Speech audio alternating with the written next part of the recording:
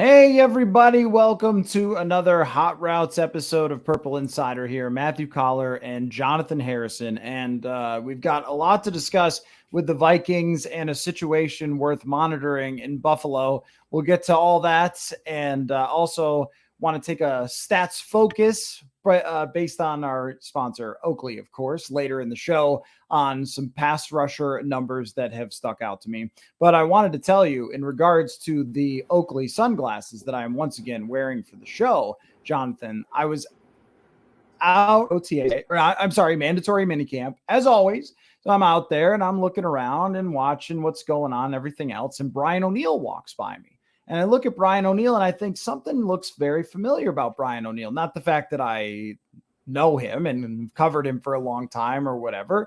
And I'm like, what is it? What's going on? What is it that I'm noticing about Brian O'Neill? He's wearing these sunglasses, the exact same shades. And I thought, that's right. I wear the same shades as Vikings players out at, well, at least him at minicamp, because he is not working out, though he is expected to be back working out with the team at training camp. So there you go. Purple Insider and Minnesota Vikings players who make $100 million. Same, exact same. So when do we get the Matthew Coller and Brian O'Neill podcast where you're both just wearing the shades, looking at each other, and people can't tell who is who? You know, Brian is a guy to have on the show. I haven't requested many players over the summer. Sometimes we get players on kind of during training camp is usually a good time. I think the summer is, it's weird because we're out there like one time a week and they're really not in the mode. I mean, they talk to the media in general, but not in the same mode as training camp where you're really building up to the season. But that's a guy that I would love to have on the show. He is one of the best talkers. I think he's really good at explaining football. Last year, I did an article on Brian O'Neill about how he's so good at getting beat, but not giving up a sack. Like, not that he's getting beat a lot, but when everyone gets beat. So what you do when you get beat as an offensive lineman can make the difference between hit or miss. And I had a good conversation with him and a few other offensive linemen about that. And of course you can make your jokes of like the Vikings line is beat every time, but not Brian O'Neill, that's for sure. And his recovery ability is really incredible. So they're lucky, by the way, that his Achilles was not completely torn and he wasn't out for the entire year. Vidarian Lowe has been getting some work there. He was a draft pick of the Vikings last year. I would have expected to see maybe Oli Udoh, but instead it's been Lowe, which it's really hard to look into things. I want to make this clear because, of course, we go out there and we tweet stuff. It's like, whoa, this guy's getting some time out there and what's going on there? But the thing is that with minicamp and OTAs, sometimes they're just trying to get a look at somebody, a little bit of a look, or they think someone's falling behind. So they try to put them in a situation where they can catch up and coach them up a little bit. It has not always been predictive of what's going to happen during training camp. Really, it's not till the pads come on. But of course, we're out there and we're watching stuff. It's just sort of reader/listener beware of the mini camp update, because sometimes Isaac Frichte has a great mini camp and then training camp comes and nothing happens there. So just that's the warning. But Jonathan, the place we got to start out, aside from my shades and Brian O'Neill, is Justin Jefferson was at mandatory minicamp. Danielle Hunter predictably was not, as was reported. So here's my question for you. And of course, viewer participation is always encouraged. Which one of these situations is resolved first?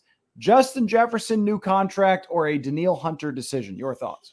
Ooh, I think it's close because they're such big deals that have to be taken care of.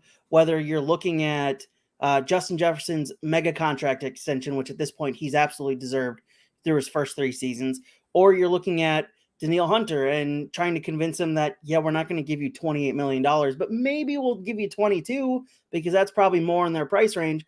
Or if it's a trade for Danielle Hunter, those things take a lot of time. We could be here all summer talking about this, and I feel like we might be, and it'll come right before training camp that both of these things will have been worked out, and the official announcements will come like the day before training camp, because that's how the Vikings tend to like to work. At least they did under the Spielman regime. I don't know how that changes with the Kwesi regime, but going off past precedent, it'll happen before training camp with both of these things. I'm leaning more towards Justin Jefferson gets worked out first because there's really only one option there. You pay the man.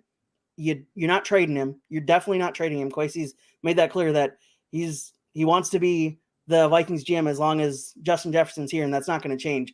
Whereas Danielle Hunter, you have the option to trade him or give him the contract. So there's a little bit more to be worked out there. For me, I think it's Justin Jefferson gets his contract first, and then Danielle's traded or given a contract afterwards. But for now, Justin Jefferson has to be priority number one, I think, just because he's the star of this team. There's no question about that. He's the franchise player of this team. You want to get him worked out and happy as quick as you can. Danielle Hunter, 29. He's a little bit, he's older than Justin Jefferson. He's on the defensive side. He's not, he's one of your two key players on defense that's left. So is it really that much of a priority if you're completely rebuilding that defense? I don't think so. So I think they'll work out Justin Jefferson first.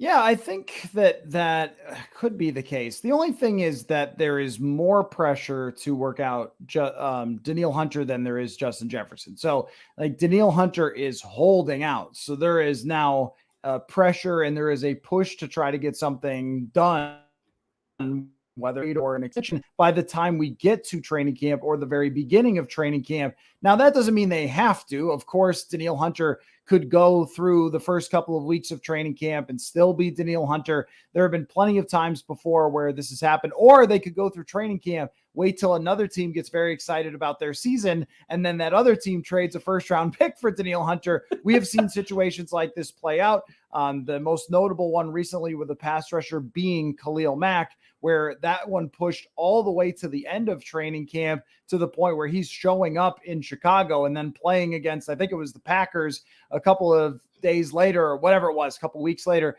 but right at the very end of training camp. And so that could play out. The thing with Justin Jefferson, and I don't expect this to happen, but it could go all the way to next year. They don't have to do this. He doesn't have to do this. This could go all the way through the season. Now, again, that's not me predicting it. It's just that when it comes to timelines here, they need to handle the Danielle Hunter situation very soon. They don't need to handle the Justin Jefferson contract. It would just be ideal if they did. And I was reading Joel Corey of CBS, and he was talking about potential structural issues that might take time to work out. There's also the difference between maybe a 3-year deal with a big signing bonus and a 5-year deal. The Vikings have not done the 3-year deal with a big signing bonus type of thing in the recent past. If you've been a rookie contract guy for the Vikings, it's almost a guarantee that you are getting a 5-year contract where the last 2 years restructures, potentially cutting you with a limited amount of dead cap space. It's 5 years technically, but really kind of 3 years. Well, if Jefferson doesn't want to have those extra years where the team has the flexibility to keep restructuring and so forth like that, which is a smart way to set up the contract if you're the Vikings, but it's not as great when you have all the leverage as Justin Jefferson. They want you to sign that contract. They want you to sign it now. And Justin Jefferson's going to make his money. He's going to make it in endorsement deals. He's going to make it in a 5-year option. He's going to make it in a franchise tag. So he knows it's coming. I think that the Vikings sort of need it or would want it. I mean, he's going to want it too, because the signing bonus is a huge amount of cash and security. So both sides want it. But I think if there's one that could kind of hang a little bit, it's probably Jefferson. And of course, we know injuries happen, but the odds of him having a problem, and I don't want to jinx anything here because it's Minnesota and knees happen, but receivers just usually have long peaks of success. So Jefferson betting on himself is a pretty darn safe bet if he wanted to go deep into this thing. But I think that the fact that both sides want the same exact thing in the Jefferson deal, and it's just about the money, makes it different than the Hunter situation, where I'm not sure what Danielle Hunter wants. I don't know, and he hasn't said anything publicly. I don't know if Danielle Hunter wants to be a Viking for life, and more than he doesn't care where he goes and just wants the money that he's been deserving of for some time. So that could be a part of it, that, you know, Hunter might not care at this point if he ends up back with the Vikings. And, you know, I've kind of dismissed the idea that there could be a Band-Aid type of deal where it just makes Hunter a free agent after this season. I suppose that could happen, though. I've really kind of washed that out of the conversation, but I suppose that Hunter the Vikings do have a little more leverage here in the fact that Hunter would have to sit out the entire training camp. He would incur a lot of fines. He would not be playing, not be practicing, all those things. So there is that element that they have that in the CBA that was most recently signed, that it used to be you could just wash out all those fines once a deal was done. Now you have to pay them. That might give them a little more advantage to try to do a Band-Aid type deal. But if he really digs his heels in, they are going to get to an inflection point soon. So I think that you're talking in a very good case scenario for the Vikings, that they work it out over the next coming weeks with Jefferson and they get it done and bang, we're good to go at the beginning of camp, where Hunter's situation could play out. What you're hearing me is not be committal on either one of the sides of this question, because I don't really know. I don't really know which one it's going to be. But I do think that the way that Kevin O'Connell talked, I don't know that he's confident Danielle Hunter is coming back, because he kind of called it like a potential solution, a possibility, I think he said something like a real chance or whatever, like a real chance or a possibility. Doesn't sound like we think that Danielle is going to be here, but reading the tea leaves can be a little bit difficult, I would say, with Kevin O'Connell sometimes. But I want you to put a percentage, though, on Danielle Hunter returning, because I wrote about this, about the kind of the great Danielle Hunter debate. And I don't know that I've gotten your opinion yet as many times as it's come up, Jonathan, but I want to get your take on what chance there is now that he is finally kind of saying, all right, foot is down, digging in, whatever cliche you want to use. What is it? Digging his heels in would be the thing. What does that refer to? I guess if you're standing on dirt or sand, then you kind of like dig into it to make sure you're in a sturdy position. Is that what is going on there? So he's dug his heels into the sand. He's in a sturdy position to fight for his contract. What % chance do you think there is that he signs an extension? I think going off of everything that's happened this offseason and kind of how non-committal it seems the Vikings have been towards offering big contracts to guys this offseason who they don't view as long-term players for this team, I'm leaning towards 45% he's back. It's about as non-committal as you were in the in your last statement there of trying to figure out what was going to happen. It just seems like everything's moving towards they're trying to clear house on defense, and they're going to have Brian Flores do what Brian Flores does and find these talents, find these diamonds in the rough, and kind of develop guys. And they know they're going to have a bad defense. They know that it's not going to be a 13-4 season again. They know that was kind of a false 13-4 season. They got away with a lot of things last year that most teams normally don't get away with. So I feel like they are really committed towards kind of tearing it down, but not going full Bears tear down. They're going to tear down the defense and try and find guys, try and play guys that they drafted or they signed over the past couple of years and see what they have there. And they'll try and develop guys on the defense. And it doesn't seem like they want to spend a whole lot of money right now on that side of the ball with all of the players they're going to have to sign on the offensive side of the ball with Darrisaw, with Hawkinson, with Justin Jefferson. If they want to bring KJ Osborne back, which I don't know that they would because they just drafted a first-round wide receiver, they've got a lot of guys they have to pay on that side of the ball and figuring out the quarterback situation as well. It seems like they're trying to kind of just tear down the defense and just leave Harrison Smith as the lone veteran over there on that side of the ball and make do with that this season and say, let's do shootouts 17 games this season. So for me, it feels like 45% that he'll be back. And I think that may be a little generous considering what I just said. You know, it's called Hot Routes. It's really because each question that we come up with is that's the route. It's like there's usually 5 questions, and then we try to. The hot part though is lacking here from both of us because I'm at 51% he comes back, but only 51. I'm 51% that he comes back because the only reason is I just think if this becomes a game of chicken, then who is it that's got to blink first? I think it's him. Because the Vikings, I mean, he is under contract with the Minnesota Vikings. And if you hold out and you don't play, then you make no money. And so if they want to really hold his feet to the fire, I think I'm using every cliche possible, digging in, game of chicken, blink first, feet to the fire, all those things. Feel free to use them in real life. But if they really want to play hardball, then I'm going to try to cope with every single one. Then, but I think that he loses that game of hardball, right? Yeah. Because they have him under contract for this year to play. And it's a lot better to make some money and maybe work out a deal to become a free agent in the future.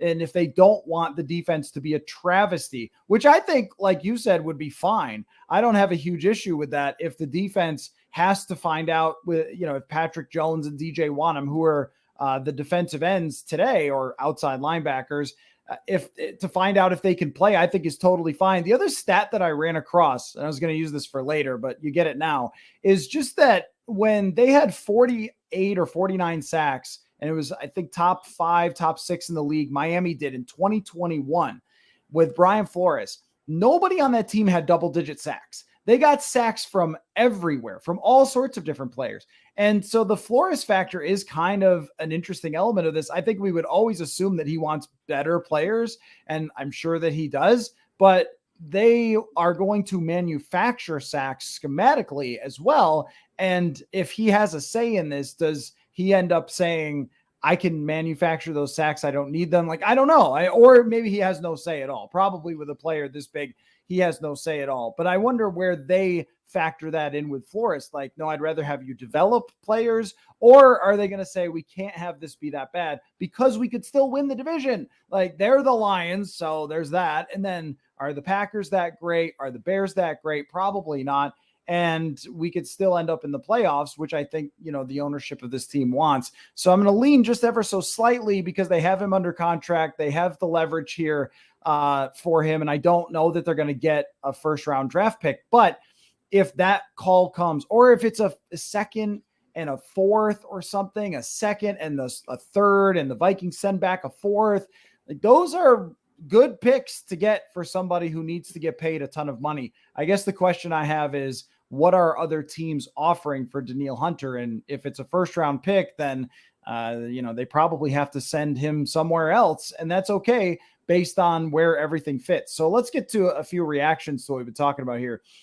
Aaron says Hunter will be resolved first because he's holding out. Yeah, I kind of agree with that the more pressure somebody puts on the team to make a decision, the faster that decision comes. Also, there is kind of a deadline by the time the season starts to decide to do something. You don't want this going into week 4. I cannot imagine this. The Vikings always tend to resolve these things. Even with Dalvin Cook, he did the hold in where he barely practiced in 2020, mostly just did individual drills the whole time. And then they signed him right before the season. So they usually deal with these things and don't let them go into the season. And with Jefferson, if it does go through the season, well, he's still under contract and you could still fifth year option him and stuff. So yeah, I tend to agree that Hunter will be dealt with first. From Dustin, JJ contract. I hope Hunter is great, but he has a much shorter time horizon for the Vikings than JJ. Now, this is a hard thing to figure out, Jonathan. And one of the struggles of the great Hunter debates is that how much longer will Danielle Hunter be great? Because I think the answer could be for a freaking long time. I mean, yeah. Julius Peppers, right, is a guy who was similarly freakish to Danielle Hunter. Now, I don't remember what his injury history was, but Jason Taylor, I'm trying to think of just pterodactyls who were outrageously gifted and got a ton of sacks. So like Jason Taylor and Julius Peppers, those guys played for a really long time. Mario Williams played for a really long time. These are 99th percentile athletes who had tons of sacks. And I don't know that it can't last 5 more years. Could it? Very much so, right? But it could also not. And then if you're paying $25 million a year and you've got him in year 3 of this and you're still maybe struggling to rebuild, or even if you have rebuilt, but he's not the same player and he's not worth that, so you can't go out and get another piece that you want to get or make another move that you want to get. But I also think that 20-ish million, 22 million, which is what Bradley Chubb makes, might not be that restrictive. It might also be structure. It might also be bonus. Like, there's a lot of factors to go on here, but I don't know your opinion on how long his time horizon, if we're using that now, his window to still be an elite player, how long is that for Hunter? With how it looks like, how well like he looks like he keeps care of his body or takes care of his body, it looks like he could go on for forever because he's just one of the most freakishly built humans I've ever seen. And yeah, it seems like that neck injury, could kind of cut a couple years off of his time, but he's only 29. He's been playing for a bunch of years now. But he's always felt like, and we've always talked about him as the young kid in the locker room. He's 29 now. He's not that. He's one of the few guys on that defense that's nearing 30 years old. So it feels like he could go on, as you said, for another 4 or 5 years if he takes care of his body right, which he does. And if he doesn't have any more injuries, which is always the questionable thing in football. And especially if you've had a neck injury like he's had, we've seen that end guys' careers pretty dang quickly. You look at what Peyton Manning's career ended up being after he had his neck injury, and his career went down pretty quickly after that. He came back and had one good year and then kind of made do and got to the Super Bowl and won it. But it just seems like with that kind of an injury, and especially the position that he plays, it could be done a lot quicker than anybody would imagine, considering what he's been able to do in his career and how he's been able to take care of himself. So I think 4 or 5 years is a good bet.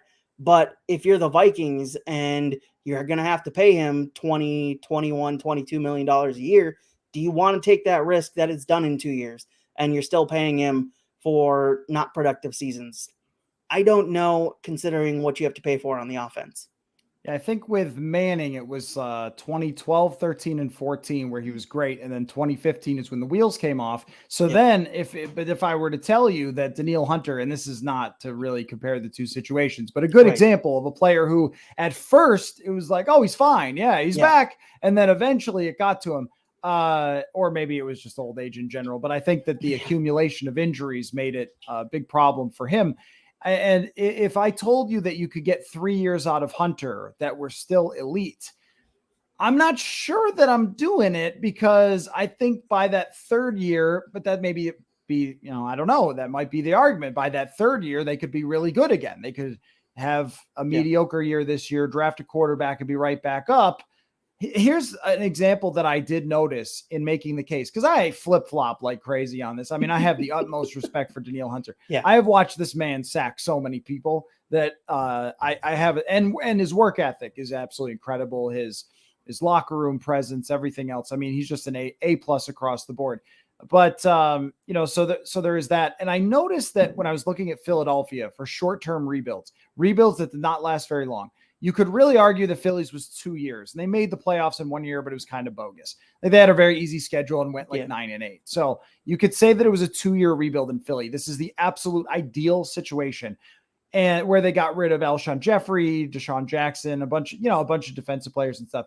But there were two guys that hung with them, and that was Brandon Graham and Fletcher Cox. And they were both in their late 20s, early 30s when they did that. And they came out on the other side, and they were still very effective on a team that went to the Super Bowl. And they were still expensive. And I don't have their cap hits right in front of me, but I think they were still veterans on second or third contracts. So they were still probably pretty expensive during that time.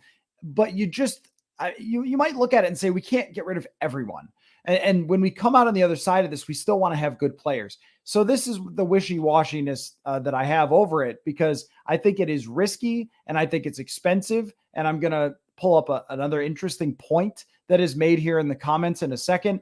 But I also think, gosh, the biggest problem with getting rid of Danielle Hunter is that you're getting rid of Danielle Hunter.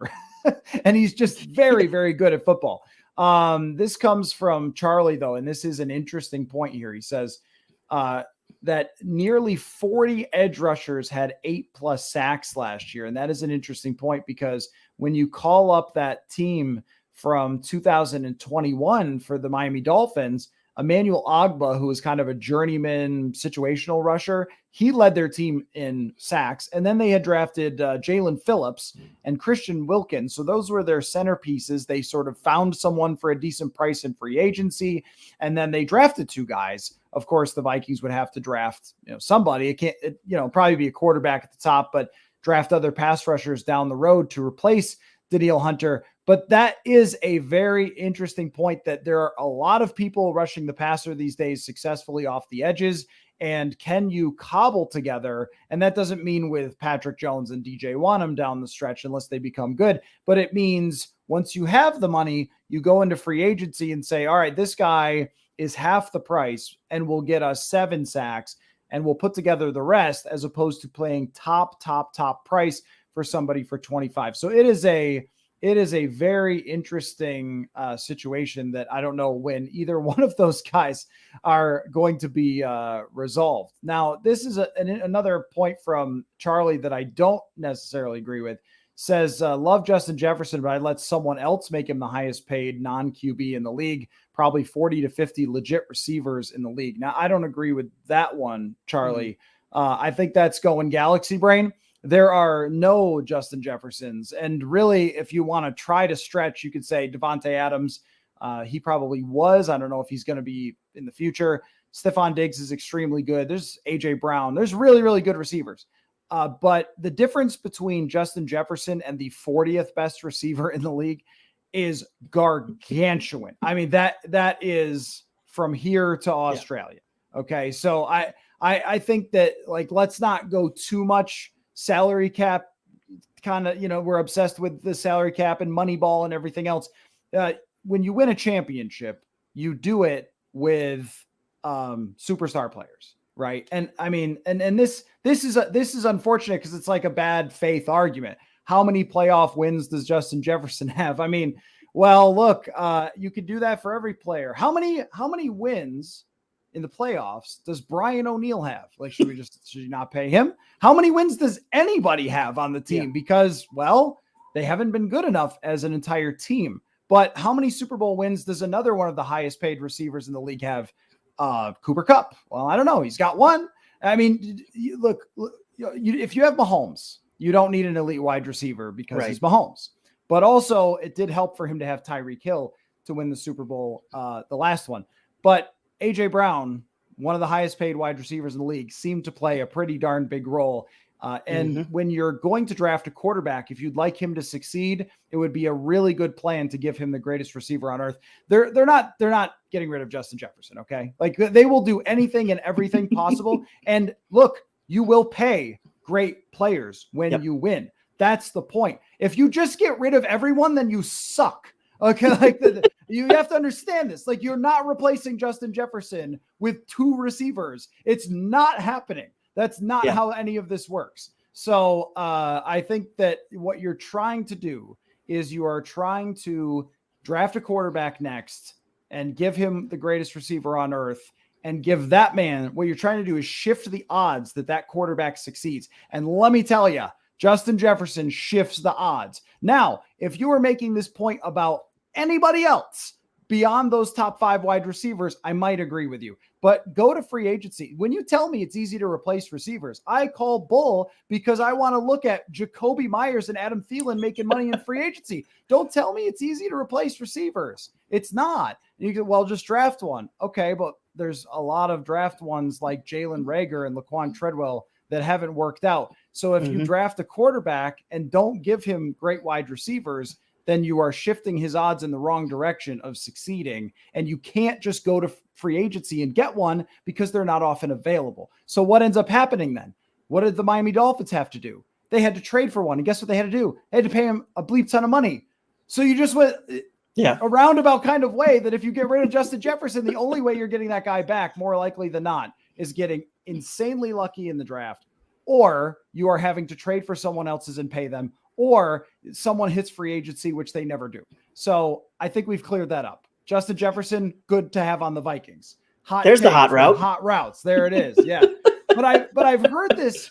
I've heard this take many times now through the offseason. And I just, like, if you want to win at some point, you have to have great players, and you can't just get rid of all your great players.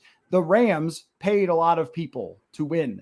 And honestly, Kansas City did too. Chris Jones, they paid Chris Jones a ton of money to stay. Like, you have to pay people, but that's why you can spend to the salary cap, but you have to do it at the right time. But you're not moving on from the best player in the world who's not a quarterback. Okay. So anyway, put all that aside. Next thing I had written down, There were two Vikings defensive rookies, Jonathan, who were getting first-team action today. Mekhi Blackmon and Jacqueline Roy. Jordan Addison not practicing, but he should be back by training camp, according to Kevin O'Connell. He reiterated that today. So I want you to rank each rookie in the likelihood that they are a contributor this year. Here's a hot route or hot take. The guy in last place is probably going to be Jaren Hall because Kirk Cousins isn't missing time unless they trade Danielle Hunter and decide to just go full rebuild and trade Kirk Cousins, like we posted in the clip today. It's going to be Kirk Cousins as the quarterback, and that's not going to change because he just doesn't get injured. And, that's knock on wood because knees and everything around here. But Jaren Hall is going to be last on here. I think Jordan Addison, despite missing the practice time he's missed, will have the biggest impact because they brought him in as a first-round pick. They expect a lot out of him. And, yeah, there's only one ball to go around on the offense, and you've got Justin Jefferson and TJ Hawkinson to throw to. But I think receiver is one of those positions that can easily translate from college to the NFL, and we've seen that a couple times. Not the easiest to, but they do tend to have some guys who break out a little bit easier, and he's not going to have a whole lot of pressure on him with Justin Jefferson on the other side of the field. So I think Jordan Addison is going to have the biggest impact of these guys. My second one will probably be Mekhi Blackmon because he said he's already taken first team reps, and there's starting spots in that cornerback room to be had because they got rid of everybody. I mean, barely anybody stayed, and Andrew Booth and Caleb Evans were injured last year. So it's not like those guys are penciled in as the starters. Those positions are all up for grabs, especially with the new defensive coordinator. I think Mekhi Blackmon could take one of those spots and get a lot of starting minutes or starting snaps this season. So I'm going to give him second. I think Jacqueline Roy, as you said, also taking first team reps today. And with the amount of shuffling they've done on that defensive line, getting rid of Dalvin Tomlinson, bringing in Marcus Davenport, possibly getting rid of Danielle Hunter. They moved on from Za'Darius Smith. There's a lot of openings on that defensive line to be had, and there's a possibility that he could find his way in there if he impresses in training camp and continues to impress in minicamp and OTAs and rookie minicamp and everything. And then it's Dwayne McBride is left, or Jay Ward and Dwayne McBride are left. I think I'm going to put Dwayne McBride over Jay Ward because of the competition in that running back room as well. He could, watching his college tape, he's untackleable in that college tape. And yeah, it's college versus the NFL, but still, he has one fun college tape to watch. And there's a possibility he could translate that over. We've seen late round running backs across the years make instant impacts. That's the position that you really can just jump straight into the pros and have an instant impact. And yeah, he's a 7th round pick. He was the last round. So there's a greater possibility that it doesn't happen, but I think he has a better possibility over a guy like Jay Ward, who's got a ton of guys in front of him. He's got Harrison Smith. He's got Cam Bynum. Lewis Cena's back. So there's a lot of guys in front of him and not a lot of spots, whereas opposed to Dwayne McBride, there's a lot of opening there because of the Vikings just getting rid of Dalvin Cook and leaving that competition open. So that's my ranking. Okay. I think your ranking is very solid. Let me try to pick it apart because I think that it's the kind of the right way to do it. I think what you just did is the right way to rank those players. It's also very close to where they were drafted. So let's try to reverse engineer. The Jaren Hall one, I'm not going to argue with you at all that, he's going to be behind Nick Mullins. I don't think there's any competition there whatsoever. And for the second straight year, I get to not talk about any backup quarterback competition because last year it didn't matter because both guys were cut anyway. So as I tried to tell everybody, I remember somebody got upset not that long ago online. You'll never believe it. They were upset online. I know. They're like, you said last year that the backup didn't matter or something. And it's like, well, look, it's not that the backup doesn't matter as if he can't help you or if you have a guy with potential who could eventually be something, because every once in a while that happens. It's more of that backup competition didn't matter. It's because I had a pretty good idea that both guys were going to end up getting cut. So, but Nick Mullins is a competent quarterback as a backup. He can run a practice. Jaren Hall's going to need a lot of work. Yeah, I mean, this guy did not play in an offense that was at all reflective of an NFL offense. And that's not a knock against him. He can't change his offense, but that just means he's got a long way to go. So, I mean, if Jaren Hall's playing, then you are playing for Drake May and Caleb Williams is probably what's going on there. And some people just went, oh, I like that idea. Are we? But so otherwise, let me just try to reverse engineer. So you had Jordan Addison first, and that is natural because he's a first round pick, and the next guy didn't get taken until the third. Let's say though that Jordan Addison catches only 40 passes for 575 yards. I think you're making faces. No one could tell what faces I'm making with these shades on, but you're making faces. I don't think that's that bad. I think that if he did that, and I'm not saying he will only have that many. I mean, the fantasy people think that he's going to catch 75 passes, and that's possible. But think about the offense and how you have Jefferson is going to take 170 targets or something, and Hawkinson is going to take 100 targets, and Osborne is a veteran and who has been around. And then you have, I think, Alexander Madison, other running backs. You have another tight end that's gotten into the mix that they're going to play 2 tight ends. And CJ Ham is good for at least 6 checkdowns. Sorry, I had to do it. But let's just say he gets 40 passes and he is used on 50, 60% of the snaps. He does a good job. He looks good. He has a Jahan Dotson or Treylon Burks season. Maybe he's a little banged up throughout the way. I think that is a fine season to start out with. Then he'll develop and he grows and we go on from there. Justin Jefferson ruined any idea of ever thinking of progress before. He was so good right away. It was like all rookies should do that all the time. But Darisaw is a good example. Darisaw is a wonderful player, superstar player. First year though, banged up in OTAs. They told us no big deal. He'll be back. Like we went through that. And he ended up having a decent rookie season with some limitations and growing pains, and then ended up being great. I could see that. That is a reasonable outcome for him, which kind of opens the door maybe for Mekhi Blackmon a little bit. It does stand out to me that Mekhi Blackmon is getting into these first team reps already. And when the pads come on, then things get really interesting. But Blackmon is 24 years old. He is expected to do this, to be able to come in right away, that he's not a project player. He's a guy that played tons of college football, that had really good numbers and everything else, and should be kind of ready. And he's somebody that they handpicked and also has a better record of health than, say, Andrew Booth Jr., and so he's been getting a little more work in there. And I guess I wouldn't be surprised if he became a starting outside corner for them and Byron Murphy was inside. And then if they go to a bigger package, then Murphy goes to the outside. That sounds like what they're going to do. And okay, so you had Jacqueline Roy, and I think that, it's interesting and stands out that he's getting some work now with that first team. They must like his mind. That was part of the conversation. A lot of times, those nose tackles, defensive tackles, it's not something you really recognize as an intelligence position, but I guarantee you it is, because everything happens so fast that if you aren't ahead, if you aren't 2 steps ahead, you are getting blasted. And so that might be why he's out there. But when they go into putting pads on and everything else, it might be Kairos Tonga and it might be Harrison Phillips, who, by the way, is not really practicing. So Harrison Phillips is going to be in that spot. So it may not be Jacqueline Roy, and Dwayne McBride might end up getting ahead of him in total usage. Jay Ward is a harder one to see because he's more of a kind of mix it up type of player and backup. But I think if we're making that argument, I wonder, are we overreacting to Jacqueline Roy getting in there right now? And maybe it's Dwayne McBride who ends up getting more work. We'll see though, because that running back battle is going to be very interesting. But I think it's a good discussion, and I think Roy definitely has some potential there. Wanted to mention this from Digits, and then it's a bunch of digits like that. I'm worried about Booth.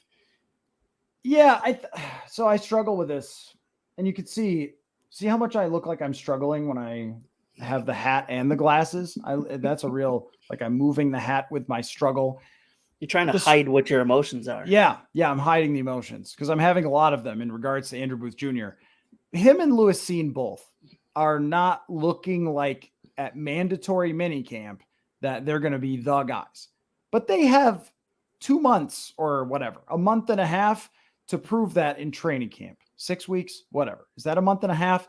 They have time in training camp to prove that. It is concerning, though, that Andrew Booth Jr. isn't taking like every rep. It's a little concerning that Lewis Cine is safety number 4. They're going to fight this out, though, over a long period of time. It's going to be a lot of practices. Those joint practices, you got preseason games. There's a lot to happen first. So I think you should be raising an eyebrow about Booth Jr. and Lewis Cine, but not going, ooh, I don't know, bust. There's also the fact that this is a new defensive coordinator. He did not draft these people. He's going to play who he wants to play, and that might not be the recent draft picks, but I think they're going to get every chance. So any reactions to trying to nitpick away at your list? No, I think you were fair in nitpicking my list. I mean, yeah, I guess I didn't realize Harrison Phillips wasn't practicing all that much yet. So Ja'Kalen Roy might just be filling in for that role. So I think Dwayne McBride might pop up a little bit more on that list, depending on how he does in that running back battle. But with how Kevin O'Connell has talked about Ty Chandler over the past year and a half, it seems like he really wants him to succeed. Obviously, drafting him in the 5th round last year is going to help him in that, and his impressive preseason games last year is also going to help him in that. But yeah, I think Dwayne McBride has the best ability or the best chance of all those guys to pop up a little bit higher in that ranking of those draft picks from this season. Yeah, but I think if you were picking it right now, you probably would say, but health is a big thing. You would say Madison's getting a huge percentage, and then Chandler, and then Kene Nwangwu's been getting a lot of work out there, and he's going to have a chance to prove it as well. Yeah, considering they barely used him last year. For now, yeah. I mean, for now. Digit says, and then we're going to get to the sponsored segment in a second here, but it'll still be football. Nice shades to look cool on the links or incognito on the links. Well, I mean, of course, I don't want, fans to run up, I'm a subscriber. So, no, I'm just kidding. I've never had that happen. Actually, when Sam Ekstrom was with us, he got paired with a random person who was a Purple Insider newsletter subscriber. So it does happen, but I don't have any celebrity issues usually. But maybe what you mean is I don't want anyone to know it's me hitting the ball so badly. That could be maybe what you were saying.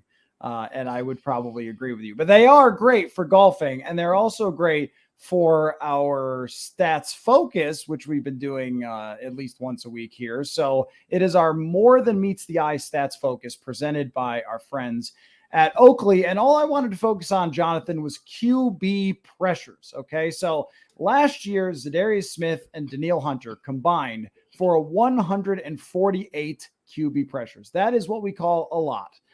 They were 2 of the best in the NFL. Now, behind them, though, DJ Wonnum was 3rd on the team with 33, which is okay for a rotational rusher. He rushed 345 times, so maybe once every 10 times he's getting to the quarterback. That is not anywhere near the rate of Za'Darius Smith, who is more like once every 7 times, but also not terrible. The weird thing about DJ Wonnum is that his pass rush grade by PFF was a 54, and his win rate was one of the lowest in the NFL. And I was looking this up on multiple platforms. So PFF's win rate, ESPN's win rate, and both of them had DJ Wonnum as one of the lowest in the league. Yet he has had some production, including pressures and sacks, but it seems that when he does not produce something, it is a total and epic disaster, at least according to those metrics, which I think is fair. Like, he's not pushing the pocket anyway.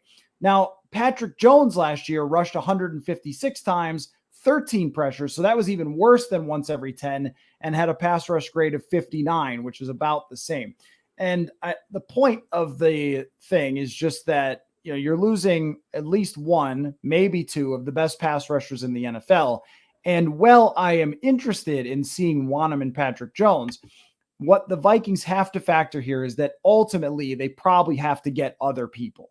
That these guys are maybe rotational rushers at best. I would be okay with finding out, but I don't have high expectations based on the small samples. Usually with pass rush, this is one of the most reliable PFF things because it's so easy for someone to grade. So they have graders, and I'll explain it in my book if people want to buy that. But they've got graders, they've got cross checkers, they've got people who have coached in the league, all sorts of things, right?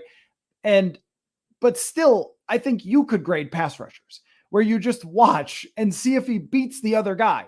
And so it's just a measure of how much they're beating the other guy. It should show up. Even in small samples, it should show up. It hasn't really. And if they have to play them, there's going to have to be a lot of manufacturing of pressure. That's okay to see exactly where they're at, but it's kind of a Weatherly and a Denebo type of situation. Good in certain roles, probably not good anything beyond that. So part of the equation has to be how they're going to figure out who they're going to replace Danielle Hunter with eventually, because it's got to be somebody. So that has been our More Than Meets the Eye Stats Focus presented by Oakley. Let us close on this, Jonathan. Stefan Diggs in Buffalo. Very mysterious situation. Very mysterious. Is it? And, well, a little bit, because he was at the facility and then there was something that happened and then he was not at the facility. Now, I think they're still in OTAs. I don't know that they're in minicamp. I think they might still be in OTAs. There's lots of teams have different, you have to check on that. Lots of teams have different timelines. I'm not sure, because I thought I saw someone say he would be there for minicamp, which is like, wait, are they not in minicamp? But every team has different timelines. It is mysterious in that what could have happened. Diggs is making lots of money and they have won lots of games. But last year, it was more of a struggle offensively, and they changed offensive play callers because Brian Daboll went to the New York Giants, and they didn't have as much outside of Diggs. So Beasley was either not there, got old, or both. They lost Emmanuel Sanders. Gabe Davis really didn't step up. And so Diggs really became not just the centerpiece, but kind of the whole offense. They didn't run the football very well. I don't know what conflict could be going on in the middle of June regarding his role. His contract seems fine, or what could be going on there. I don't know that, like, how much I want to speculate about it, because I know that, people go through stuff that is beyond what we can know as sports analysts. And Stefan Diggs had things happen early in his life, lost his father early in his life. And I think that that's affected him for a long time. But do we have a theory? Like, what could Stefan Diggs be unhappy about in Buffalo when it's June? I mean, I can't really put my finger on what it could be. I can't figure it out either, and I think that is the mystery and of this whole situation. My best theory is that he gets kind of restless. He's a restless soul and just wants to kind of move around, and he's had his time in Buffalo. He had his time in Minnesota, wanted to move on. And now he's had his time in Buffalo and wants to move on from there and try something new and see if the grass is greener somewhere else. That's my best theory about what's going on. And I can't really think of anything else, because he has the offense that he wanted here in Minnesota. It's a pass first offense. He is the guy in Buffalo that Josh Allen relies on. Could he be upset that they're not going after DeAndre Hopkins? They're not getting a secondary option to help them out a little bit better in this offense, to give them a better chance? I don't know, but there's also cap limitations there, especially with Josh Allen's contract coming up and all that, and what that's going to do to their salary cap situation. It's hard to say what's going on inside of the head of Stefan Diggs, because we saw here firsthand that whatever he puts out on Twitter, it's clearly not real life, and there are definitely other things going on with him. And so my best theory is that he just wants to move somewhere else and try something else, because he doesn't like to stay in the same place for a long time. That's the best I've got, Coller. I think that, of course, the Vikings fan base is all making the same comment of like, oh, look at that. And, I kind of joked about with my friends in Buffalo about it was Back to the Future 2, where the guy, Biff or whatever his name is, says like, this looks familiar or whatever. That's a very old reference. And I am sorry for that if you are young. But that was the GIF I chose. But I always do want to have compassion for Diggs, and part also because I know that he is a very, very smart guy. I mean, he is really, really intelligent, and it's not about money, and it's not about receptions, and it's not about targets, because last year he was third in the NFL in receptions, third in targets, third in PFF grade, actually, and had more touchdowns than the two guys ahead of him. He had an incredible year last year, statistically. But when he is difficult, he's very difficult. And you saw that in Minnesota. Of course, 2019, he had his meltdown and he left practice and everything, and then came back and had a phenomenal season in 2019 and helped them drive their way to a playoff win and play on divisional weekend. And he was the main target that season because, he kind of carried them because Thielen was banged up. I don't think that this necessarily means that he's done in Buffalo or he's demanding a trade or something, but there are things going up on social media that kind of make it looks like he believes that somebody wasn't honest with him, or that things that they're saying in public about him aren't true, or I don't know. I mean, these things do tend to follow him. But I also understand that his desperation to win is usually what drives these things. And I know it did here. And I also know that I think that dishonesty bothers him. I think lacking communication bothers him.